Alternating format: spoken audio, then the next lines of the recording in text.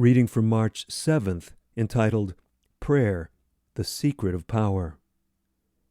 And it came to pass in those days that he went out into a mountain to pray and continued all night in prayer to God. Luke chapter 6, verse 12. In Luke we read of Christ.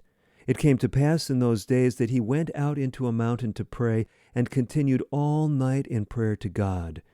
Chapter 6, verse 12. Men of the world often spend whole nights planning in order to secure success. And Jesus spent many nights in prayer. He was alone with his Father, earnestly seeking the Lord with strong crying and tears. He seemed to be in an agony of distress. Why was this? He had come to his vineyard to claim his own, but he was rejected, abused. They, his enemies, were then laying plans to crucify him. He was more and more beset by satanic agencies. The resistance shown by the priests and rulers to his work corresponded to the convincing evidences of his divinity. They were jealous of him because he possessed a power that drew the people to him. His tongue was like the pen of a ready writer. He was the very treasure house of knowledge, and his parables and illustrations made the truth plain to the unlearned. Under his teaching, those who could not learn the truth from books could learn it from nature.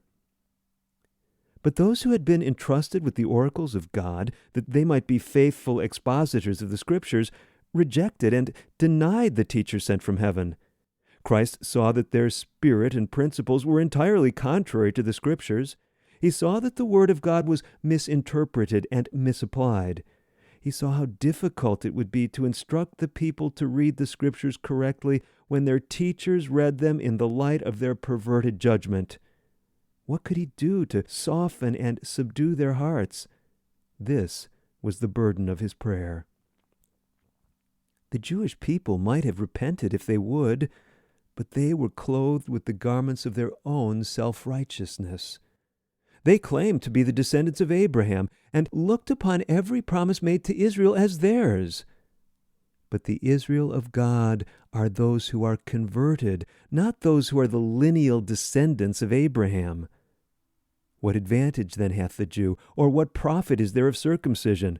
Much every way, chiefly because that unto them were committed the oracles of God. Romans chapter 3, verses 1 and 2.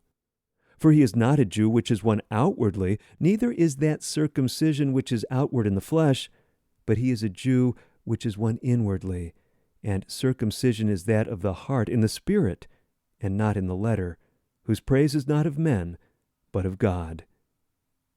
Chapter 2, verses 28 and 29. Taken from manuscript 31A, dated March 7th, 1898, entitled, His Own Received Him Not.